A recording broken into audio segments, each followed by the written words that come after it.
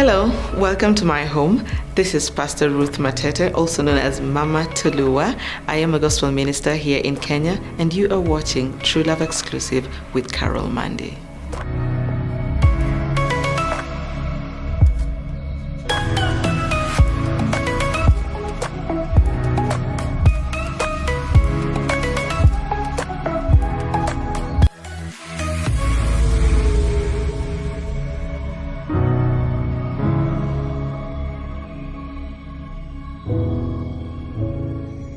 Hi, my name is Carole Mandi, and today on True Love Exclusive, we are so privileged and proud to have the beautiful, the very talented Ruth Matete. She's an award-winning gospel musician as well as a pastor, and just recently mother to baby Tolua.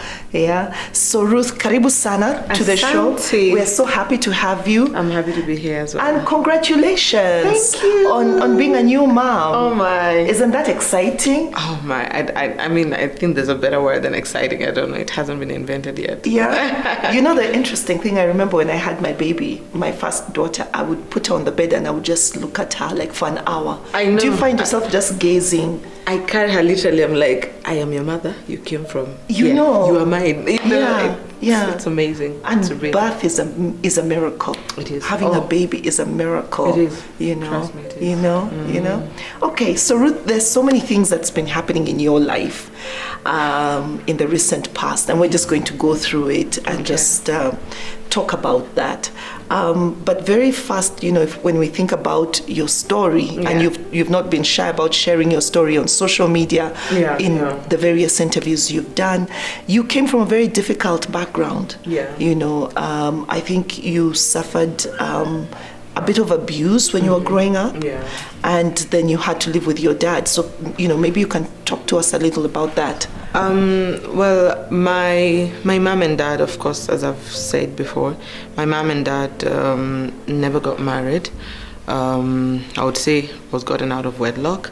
And so my mom got married and my dad got married. Both got married to different people. But as it were, I went with my mother. So I stayed with her for, I think, now I used to think I stayed with her for 8 years, but I came to learn about 2 months ago that I stayed with her for six years, because I met my dad when I was 6 years. The place where we used to stay with my mom, now with her husband, he wasn't very kind to me, I would say. Of course, my mom went ahead to get 2 other children with him. So that means I have a stepbrother and a stepsister.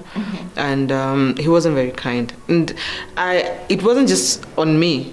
Even to, you know, his own children, he is, because he's still alive, he drinks a lot, and so when he drinks, he just gets violent. So he would beat up my mom, and I think mnachapanisha nyinyi wote hapo. So most of the times my mom was in the hospital, you know. So what I came to learn from my dad is that the last time when she went to the hospital, she called him, you know, even though they were not together, they were still talking, you know. So she called him, said that he should come and get me, that she doesn't think she's going to make it. Wow. Yeah, and immediately I came to Nairobi, because that was in Kakamega. Immediately I came to Nairobi to stay with my pops. A few months later, my mom died. Yeah. Did you know what was going on because you were 6 years old? I did not know. You didn't know? I didn't know. But I just knew I wasn't being treated nicely. You know, 6 years is not that young. You'd know when someone is treating you badly, you know. Yeah, because he would beat me, you know, make me do a lot of house chores and all that kind of stuff, yeah. So coming to be with your dad, whom you had never met, yes. Did that feel like a relief for you? It was, because he was very kind. I mean, if you're a child and you've had a bad life, if someone gives you something better, you will be happy, whether they're a stranger or family. So when, of course, my dad came to the village first to meet me and told me that he's going to come back for me. So by the time he was coming to get me, I had already known that he's my father. Yeah, because he told me. My mom told me that your dad is coming to get it. And I think all along, when I was living with a stepdad, I just knew he wasn't my father. Yeah, I think my mom told me that. Yeah, yeah. And then your mom passes away. You're 6 years old. How do you process that information? It took me quite some time to, like, think about it and not cry.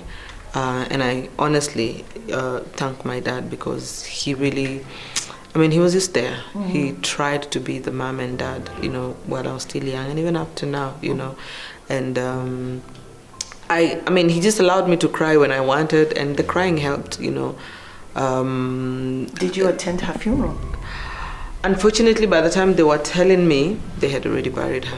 Yeah. If I was to meet my mom on the road right now, I wouldn't know her. I cannot remember her face. They had buried her, so I just, stood on the graveside, and yeah. Did you feel that affected you in any way? I actually didn't miss my mom that much when I was growing up, like teenagehood and, early adult life. I missed my mom when I was like really grown. Yeah, because then I got to realize that there are things that there's a way it had affected me, and it was now sprouting up or showing up in my adult life. And I was like, if that's when I realized if mom had, maybe, I don't know, but sometimes I feel like if she were there, if I grew up with her, I call them mistakes. The mistakes I wouldn't have made. Yeah. Even though my dad, is trying, he's a man, and there are things, even if he wants, he may not be able to help me out because he's just not a woman. Yeah. So there are those aspects that I do miss. Even now, I still miss my mom. I don't know if it's missing. I don't remember how much, but I would say I just wish I had one. Yeah. In your life. Yeah. Yeah. And then, of course, you have an amazing relationship with your father. Oh, it is. Obviously, he's an actor. He's also a public personality. People know him. Yeah. But we've seen him support you through various phases of your life. Yeah. And how has that? What kind of relationship is that for you?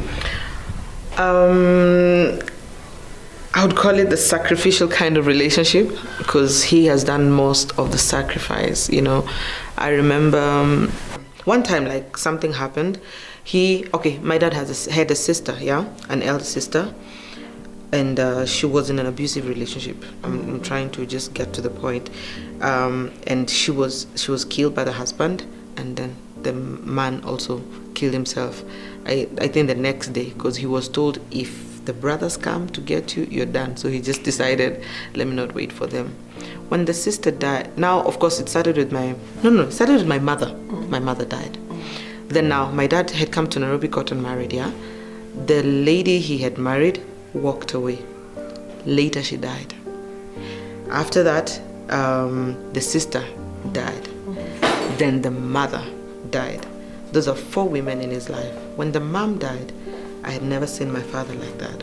He called me in the bedroom. That time I was still living with him. He said, "You're the only woman I'm remaining with in my life. All the special women in my life are gone. So I'll do anything to keep you." And I don't know, my dad would do anything. He would do anything for me. So it's a relationship that I treasure a lot.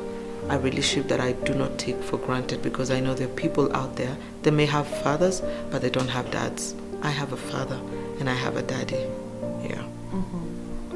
And you are a pastor as well. Yeah. And a lot of times people say that your relationship with your earthly father affects how you view God as a father. Oh, yes. Is that easy? Was it easier for you to accept God or the love of God regardless of the tragedies you had gone through, because your father was present and showing you unconditional love? It really is the same, honestly. It really it has helped me. It's easier for me. I think it's easier for me to trust God. And sometimes my dad would even put in examples, when we're speaking, it's like, if I'm just your father and this is what I can do, sometimes maybe I'm stranded, I'm like, Dad, will God come through?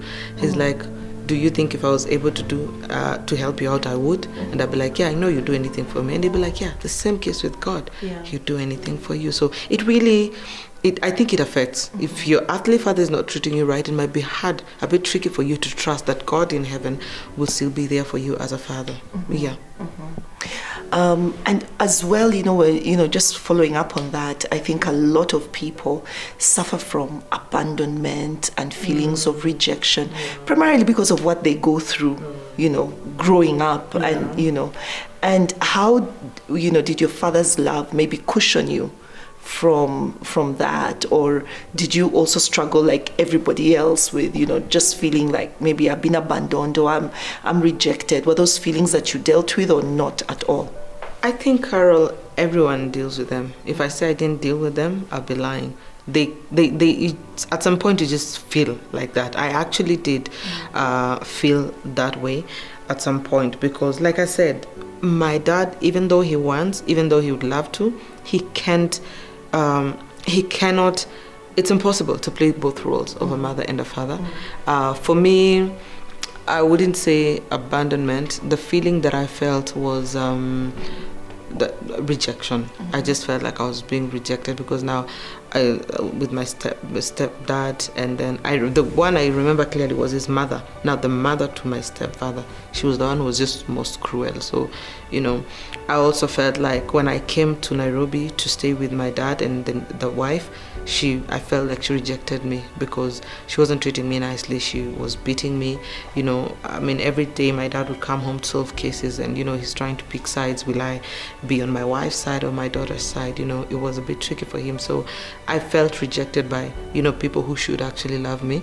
And like we were saying about how it affects you in your adult life, it affected me when I was dating. When I started dating, and maybe I would break up with a boyfriend, it would take me back to that point. You're like, okay, he's rejecting me the way my stepmom rejected me, the way my stepdad rejected me. So it's all, if you disagree with a friend and they no longer want to be your friends, you're feeling rejected. So yes, those feelings are actually there, and I dealt with them at some point in my life. Yeah. So the dating was a big trigger for you. Oh, it was. And how did you go about healing? But I know it's a lifelong process for everybody. How do you go about healing that part of you? Can I tell you the truth? I don't know if I've shared this. I've gone to rehab. Yeah. I got depressed at some point, and I remember that day. I was at that time I was dating my late husband. We were still dating, and it was just overwhelming. And I decided, no, I'm done with this thing. I OD'd. I think I had like 40 or 45 pills. Took all of them. I had just seen but we had just argued, and of course those triggers, like you say, and I was like, this dating thing is actually not working. I just felt rejected, for lack of a better word. I think that's the thing that I've really, really have to deal with in my life. Not feeling loved and all that kind of stuff. And so I would always fall back on my dad, But my dad cannot be my boyfriend. My dad cannot be my best friend. My dad cannot be all these other relationships or friendships that I have, you understand? So at that point, my late husband came and found me on the bed. And he's the one. To die. Yeah. I don't know how. And this time you're a pastor? No. I wasn't ordained yet. You weren't ordained, yeah, but you're a gospel artist. Yes, I was. How did still you singing and all that? How did that?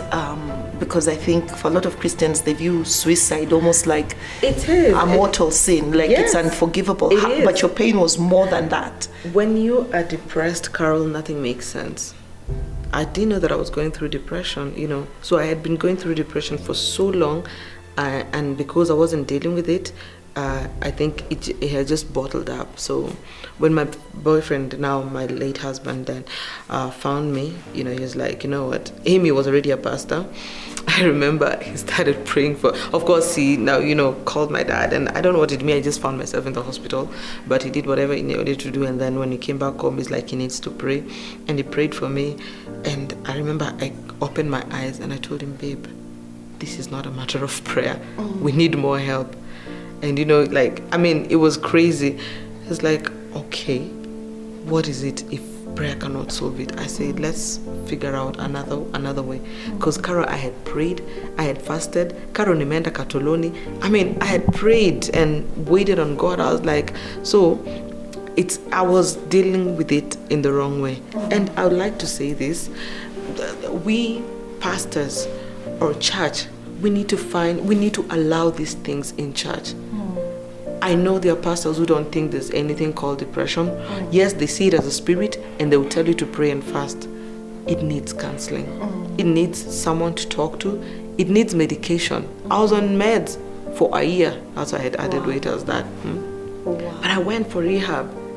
I did, because I remember when I went to see the doctor, because when now we discussed with my late husband, he said, okay, now this one we need a counselor, you understand, a psychiatrist actually, that is what I needed. So when we went to see him, of course they do their tests and all that kind of stuff, he actually told me I can't even go. I didn't go back home. He said, if you go, we might not see you again. So my boyfriend is the one who went, picked my stuff and brought them at the rehab center. I was there for I think a month. Yeah.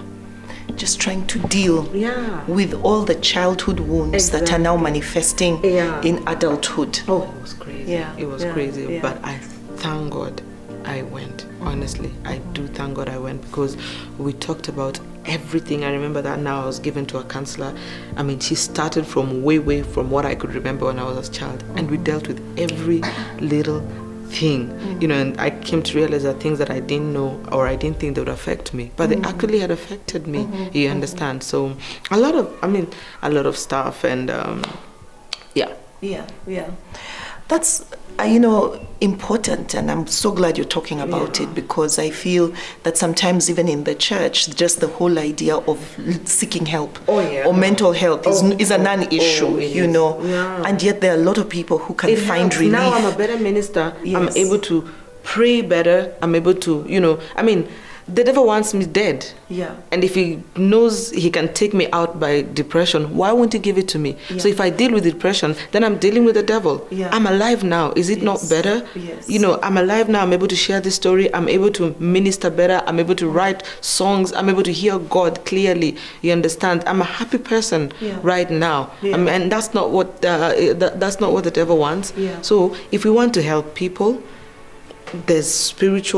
we are spiritual beings living in an earthly place. So we have to find the balance between the two. If we just say we're spiritual and everything is spiritual, then let's go and live in heaven. But we can't. We are here. We have to find ways of dealing with stuff, both spiritual and the physical way. Thank you for that. Now let's go to 2012. 2012. Oh, 2012. That year, my God. Year. 8 years down the line, we're still talking about it. We're still talking about it, because I think it was a defining place for you. It was. Because then we came to meet Ruth Matete. That's true. That's true. But I think as a born-again girl, and I think you've talked about this, that you almost regretted. You went ahead to win, but you almost regretted taking part in it. Why? Now, I may sound confused, but I don't regret. I don't regret. Now I understand that God can use anything and anyone to take you to the place he wants you to go. If I had not gone for TPF, probably you would not have known me. Most people probably would not have known me. No one would really appreciate my music or stuff like that. But now, I'm able to minister to many people because they got to know me out of TPF. So no, I think I maybe I was regretting the outcome, because nobody told me how it is to be a celebrity, and that you'll find people who love you and people who don't love you. Maybe that's the regret, but the fact that I went, I believe it was a godly idea. Oh yes. So how do you deal with the negativity in the public? Right now, I think skin yangu, I can't even call it tough. After a while, I think you decide. I think it's a mind thing. You have to just get to that place and get to understand, be real with yourself, that not everybody's gonna love me. And so when the shade comes, you're like, oh, these are the ones we were talking about, the ones that don't love you. But you focus on the good. You focus on the good. How do I deal with it? I try to avoid stuff that will negative stuff about me. So I don't read. I don't Google my name. I don't if you're my friend, you don't send me such links. Now let's talk about the music. the music. So you were active, I think, in 2013. When are we going to hear some more music from you? Once baby Tolua turns 3 or 2 months and I'm able to go out and have peace of mind, I'm going to the studio. Yeah. I have a song already. I'll find out. I was actually trying to think if I can get the producer to come here, in the house and, do it. But if not, maybe in the next month or so, I should be able to do something. Okay, great. Once I'm able to go out. Are you happy with your gospel music journey? Are you happy? Do you wish you had done more music, or you're happy with what you've done? No. I am not happy with what I've done. I got discouraged at some point and I stopped. I wish I didn't. When I started doing music, the gospel, when I joined the gospel industry, I think I joined with the wrong mentality. My mentality was, I'm a celebrity, so everybody's gonna love my music. Nilishanga. Kumbe, I was straight, I was a competition, and so it was, I was just coming into a new industry that I've not been into, so I had to also, struggle my way up. I thought having a name was gonna make it easier for me. So when it didn't, which is wrong, and I'm not saying that that's what you're supposed to do, I'm saying that's a mistake I learned from. I when it didn't work the way I thought it would or the way I wanted it to work, I just stopped. For like 2 years I didn't record, I got busy doing something. I think I even got a job, but I wish I didn't. If I had not, I'd be probably further than I am right now. So that's a lesson to people. When you're getting into it, just have patience. Stick with it. Stick with it through the thick and thin, but it's gonna pay off. That I know. It pays off after a while. Oh yeah, it does. And I think Kenyan gospel music is really doing very well. I think in the past, maybe part of the challenge has been that we've not seen a lot of our music getting sufficient airplay. When you go into church services, we're singing music from Western gospel artists and all of that, and we're not giving our local gospel artists an opportunity kutunga, what is it called? Not just hymns, but praise and worship songs that we can actually sing in languages that we understand. I don't know. I just feel like the ones who are doing the right kind of music are not being given enough airplay. It's discouraging. Sometimes I sit here and when I'm watching, maybe a gospel show or something like that, you'd notice that the same song can play for like 3 or 4 times. In a day. There are other people. I just feel, that's my own perspective. From my own perspective, I feel like the ones who are doing, the people who are doing that kind of music you're talking about, songs that we can actually sing in church, praise and worship. Yes, we do. But because their songs are not being given enough airplay, we end up singing what is being given enough airplay. And what is being given enough airplay? South Africa, Nigeria, America, and all that kind of stuff. But we should, balance it all. I don't know if there are cartels in the music industry, but hey, I'm here running my own race. I think it's definitely something that it's not just in the gospel, it's also in the secular industry as well. We want to see and hear a lot more of our local music. So now let's fast forward to 2019 last year. You get married.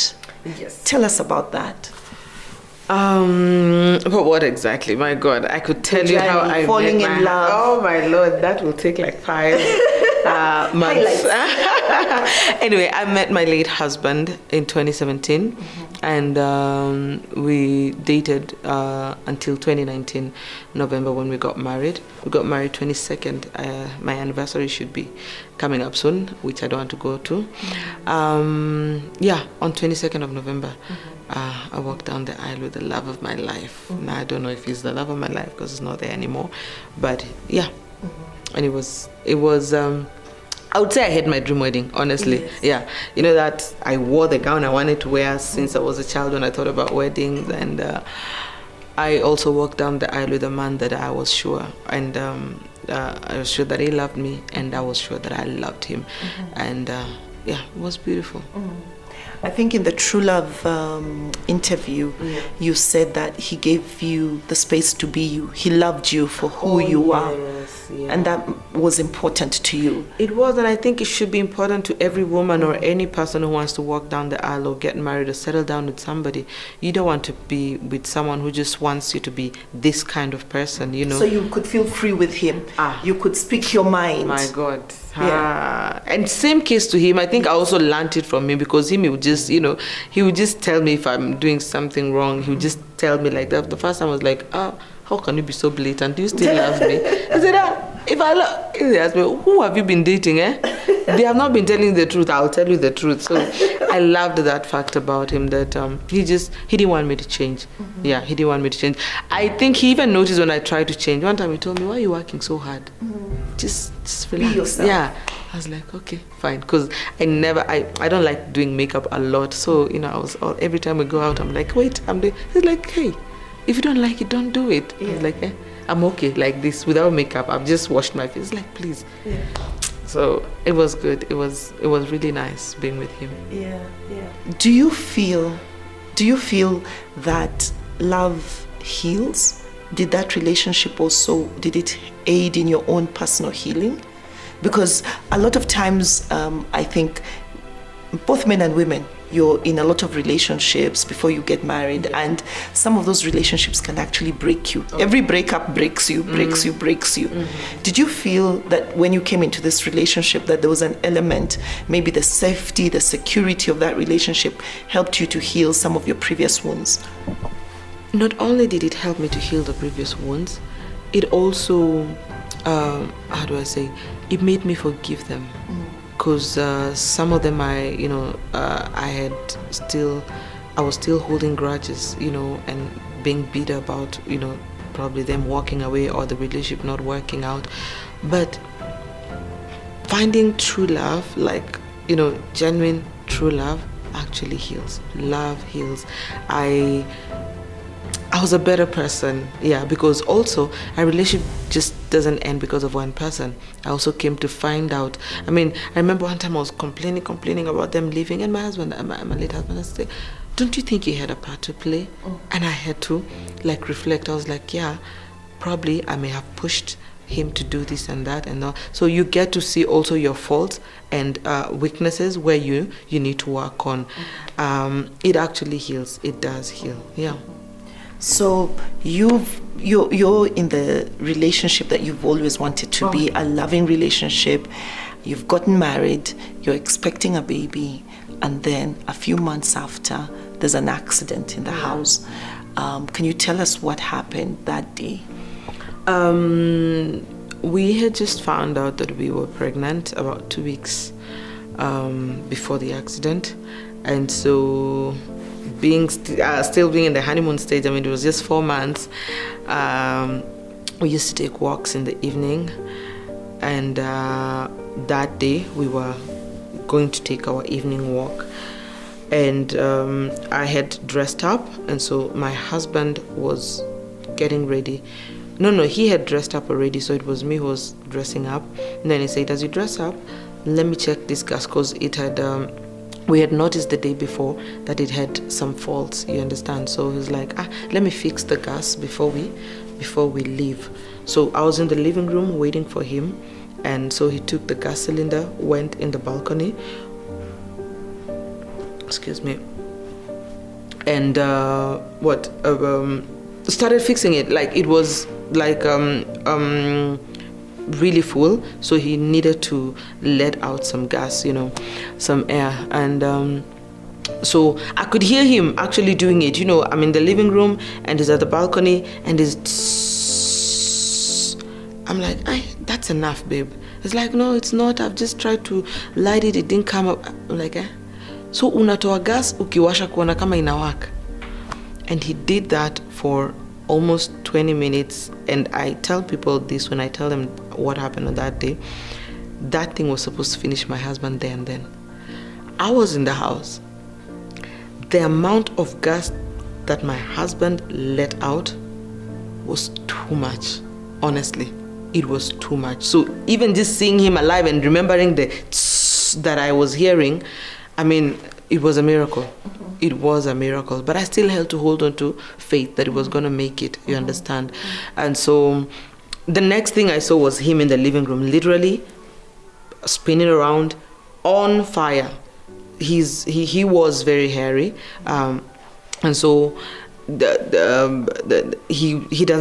never used to wear anything, on top, like a t-shirt or anything. He just wear pants when in the house.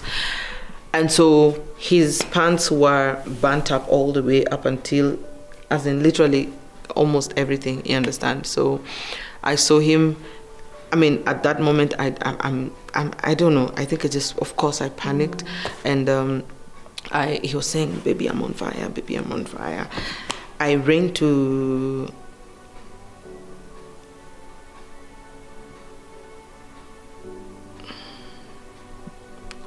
the bedroom, and I wanted to get, the duvet to cover him.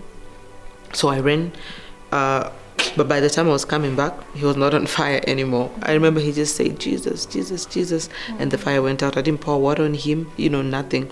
So that's when I ran to the balcony to call on people to come and help, Amazingly, people were already standing out there. They just thought that the house was on fire. So they were like, "Mwaga maji, mwaga maji," until I shouted, "My husband is on fire." That's when they knew, there's someone who's, caught fire and all that. And so that's when they came in to help. And we went to the hospital. And in the ambulance, while we were in the ambulance, my husband just told me he's not coming back. And he told me that he's not gonna make it, and literally told me what to do. Told me to put everything, things that I need to put in order, what to tell the baby, what to tell the sister and the brother. And at that point I was just thinking maybe he's panicked, but he was like almost sober. I don't know if there's anything like that. Like he knew what he was saying. Because I was there, "Baby, you'll get well." I'm trying to rush the ambulance, telling the driver to rush and all that. And he's like, "Babe, it's okay. I won't, it's all right. It's my time. Tell my brother this and this." He started with the brother. "Tell my brother this and this. Tell my sister so and so. And then tell the baby this and that." But of course you're refusing to believe. Of course, yeah. And I'm like, still, "What is this you're talking?" Yeah. No, don't talk like this, baby. You'll be okay. You'll be okay. I'm like, is this? But I can tell you for a fact that he gave up right there. And in my grieving process, I think I took time to forgive him. I just thought he should have fought, I felt like he didn't fight for me, but now I understand that it was probably God's timing. Because I remember when you go to the hospital to see him and you'd ask him, "How are you?" And he'd just be like, "Oh, I'm still breathing. Oh, I'm still alive." And you're like, "Yeah, you're still here," and all that kind of stuff. So I just feel like he didn't fight.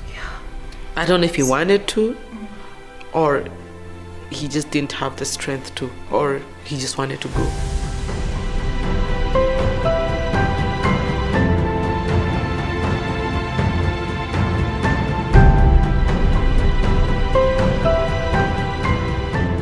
And so we're back with Ruth Matete, and she's talking to us about the day she lost her beloved husband, beloved John. I know it's a very difficult thing to talk about. Thank you for sharing it with us, sharing this story with us, and the strength and the courage that you have even right now. So he passes away, and you're dealing with that. You're dealing with that, and immediately after, I think there was some controversy from somebody who said it was his former manager. So what exactly happened, and how did you cope with all of that? To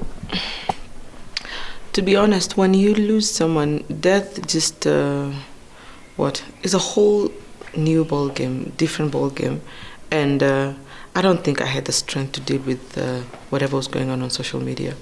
Yeah, aside from the fact that I disabled all my accounts, just death alone, losing my husband was enough for me to deal with. So I really didn't care what anybody said. I mean, it wasn't going to bring my husband back. it was not going to take away the pain. I mean, I don't know if I can say it didn't affect me.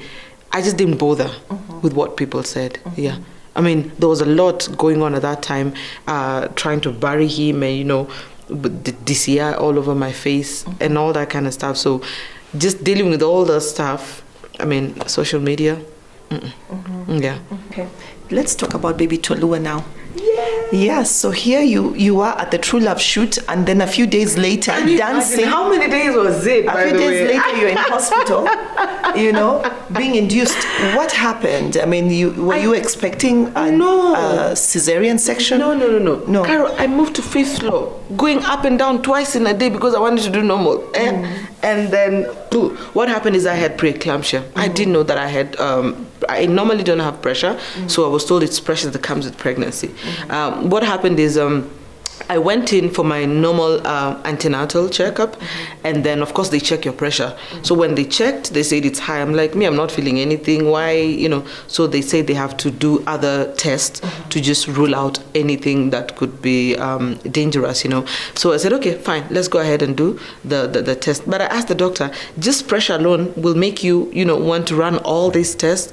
He said, it is safe. Let's just do it, because there was nothing else showing that I had preeclampsia.